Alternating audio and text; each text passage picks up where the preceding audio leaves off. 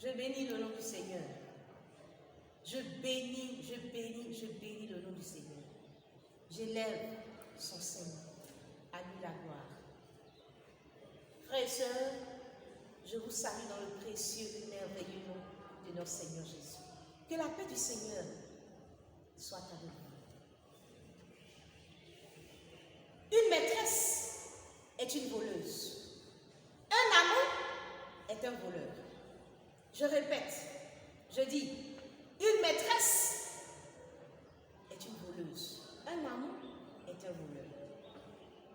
Le mariage est un acte juridique devant Dieu. Dans l'épître de Paul aux Corinthiens, au chapitre 7, verset 4, dans la version Sonneur, le Seigneur nous dit que le corps de la femme ne lui appartient plus. Il est à son mari. De même, le corps du mari ne lui appartient plus. Il est à sa femme. Bien-aimé, dans ce passage, Dieu t'informe et Dieu m'informe. Dieu te dit que ton corps t'appartient. Dieu me dit que mon corps m'appartient. Mon corps m'appartient jusqu'à mon mariage. Quand quelqu'un se marie, son corps ne lui appartient plus. S'engager dans le mariage, c'est faire une sorte de mutation, c'est-à-dire changer de propriétaire. Quand tu te maries devant le Seigneur, tu as fait une mutation. Désormais, tu es en train de dire devant le Seigneur que ton corps appartient à ta femme. Tu es en train de dire devant le Seigneur que ton corps appartient à ton mari. Tu as fait cette mutation, tu as signé cela devant le Seigneur. C'est un acte juridique devant le Seigneur. Le mariage est donc devant Dieu un acte juridique. Le mari ou la femme est le nouveau propriétaire de ton corps. Maintenant, l'amant qui entretient une relation avec la femme mariée, ou la maîtresse qui entretient une relation avec l'homme marié, que fait-il? Il ou elle est en train de prendre ce qui ne lui appartient pas, ce qui n'est pas à lui, ce qui n'est pas à elle. Maintenant, quand tu prends ce qui n'est pas à toi, ce qui appartient à quelqu'un d'autre, comment on appelle cela? Du vol. S'approprier furtivement ou par la force le bien d'autrui est la définition de quel mot? Le vol. L'adultère est purement et simplement du vol.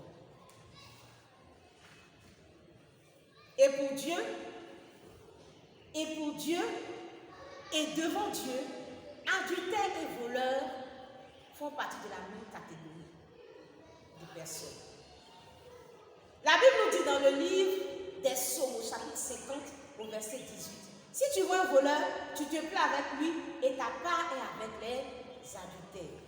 Dieu met en relation voleur et adultère. L'adultère prend la femme qui ne lui appartient pas, prend le mari qui ne lui appartient pas. C'est un vol. C'est pourquoi Dieu dit que les adultères seront jugés. Dans le livre de Hébreux, au chapitre 13, verset 4. Dans l'exercice du ministère pastoral, j'ai fait un constat. Quand tu lis les Écritures et que sur la base des Écritures, tu peux ressortir dans le livre de 1 Corinthiens, le chapitre 6, le verset 9, que les voleurs n'hériteront pas le royaume des cieux, ça ne choque personne. Tout le monde est content. Oui, c'est normal. Les voleurs ne doivent pas hériter le royaume des cieux parce que c'est inacceptable. C'est inacceptable. Comment ils peuvent prendre ce qui ne leur appartient pas? Ils peuvent voler la voiture qui ne leur appartient pas. Ils peuvent voler une maison qui ne leur appartient pas. Ils peuvent voler de l'argent qui ne leur appartient pas. Oui, c'est juste. Mais quand, sur la base de ce même passage de 1 Corinthiens 6, à partir du verset 9, le prédicateur dit que les adultères n'hériteront pas le royaume des cieux, waouh! Que tu vas essuyer toutes sortes de critiques. On va te traiter d'extrémiste et de tous les noms. Et on va pousser même des cris de désapprobation. C'est juste de l'adultère. C'est juste de l'adultère. Ce n'est pas juste de l'adultère. L'adultère, c'est du vol. L'adultère, c'est du vol. Les gens sont prêts à taper, frapper voleurs. Les gens sont prêts à blesser un voleur. Et l'adultère peut passer. Lui aussi qui est un voleur, il peut passer. Il peut même être admiré. Il peut même être approuvé dans sa conduite. Bien aimé, parce que l'adultère se fait illusion sur son propre état.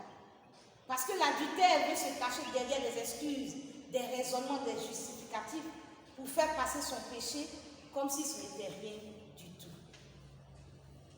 Bien-aimé du Seigneur, une maîtresse est une voleuse, un amant est un voleur.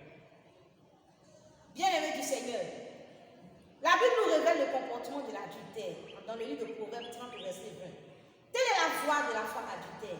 Elle mange et se suit la bouche, puis elle dit, je n'ai point fait de mal, je n'ai point commis d'iniquité. Oui, l'adultère, la maîtresse, l'amant, elle se dit, qu'il n'a rien fait, qu'elle n'a rien fait. L'adultère ne reconnaît pas son péché. L'adultère se met derrière beaucoup d'excuses et de raisonnements pour faire passer son péché comme quelque chose de rien du tout. Mais le Seigneur dit que les adultères seront jugés parce que les adultères sont des voleurs. Bien-aimé du Seigneur, si on ne tolère pas quelqu'un qui a volé une voiture, on tolère celui qui a volé un homme. Entre une voiture et un homme, qu'est-ce qui a plus de valeur? Entre voler une voiture et voler un mari, une femme, quel est l'acte le plus grave? Entre voler une voiture et voler un mari, une femme, qu'est-ce qui fait plus mal? Qu'est-ce qui cause plus de dégâts tant émotionnels que financiers? Bien-aimé, le monde renverse les choses, faisons attention. Je ne t'ai pas donné mon mari. Tu as pris. C'est du vol. Il n'y a pas d'autre mot. Même si tu es rendu chic, tu es rendu intéressant, tu vas couvrir des justificatifs, il n'y a pas d'autre mot que le vol. Le mari est pour moi, la femme est pour moi. Tu as pris, je ne t'ai pas donné, mais tu m'as volé. Une maîtresse est une voleuse, un amant est un voleur. Il n'y a pas d'autre mot. Quand le Seigneur s'est adressé à David après l'épisode de son adultère avec Bathsheba, qu'est-ce que le Seigneur a dit? Il a dit, tu as pris sa femme pour en faire ta femme. Tu as pris sa femme, tu as pris sa chose, tu as pris son bien, tu as pris sa bénédiction, tu as pris son don. Dieu dit, parce que tu as pris la femme du le Héthien pour en faire ta femme. Ainsi parle l'Éternel. Voici, je vais faire sortir de ta maison le malheur contre toi. Autrement dit, comme tu as volé sa femme, je vais te juger, je vais te frapper, je vais te sanctionner. Et les adultères seront jugés. Les adultères seront sanctionnés. Les maîtresses seront jugées par Dieu. Les amants seront sanctionnés par Dieu. Oui, bien aimé. Tu vas te retrouver devant le trône de Dieu. Et tu seras là-bas avec les voleurs, les braqueurs de ce monde. Tu seras aussi le même banc que les voleurs et les braqueurs qui sont dans les prisons devant le Seigneur. Tu seras là-bas avec les braqueurs parce que toi aussi, tu braques les foyers. Parce que toi aussi, tu fais du braquage conjugal. Parce que toi aussi, tu fais du cambriolage conjugal. Tu utilises les armes de séduction et tu fais du gangstérisme conjugal. Oui, tu crées la panique dans les maisons, dans les foyers. Tu détruis les rues. Tu gâches tout. Tu voles à main armée de séduction et d'envoûtement. Ce que tu fais, ce n'est pas du jeu pour vouloir le diluer. Même si le monde t'accepte, Dieu ne t'acceptera pas. Maintenant, ce que je peux te dire, c'est que Dieu ne veut pas la mort du méchant. Sinon, ce que tu fais, ce n'est pas bon. Ce n'est pas bien. Mais Dieu ne veut pas la mort du méchant. Dieu a dit à Abimelech, si tu rends la femme d'Abraham, en Genèse 20, tu vas vivre. Et si Dieu veut que le méchant vive, ce que je désire, est-ce que le méchant meurt? Dit le Seigneur l'Éternel. N'est-ce pas qu'il change de vie, de conduite et qu'il vive? Dieu ne prend pas plaisir à la mort du méchant.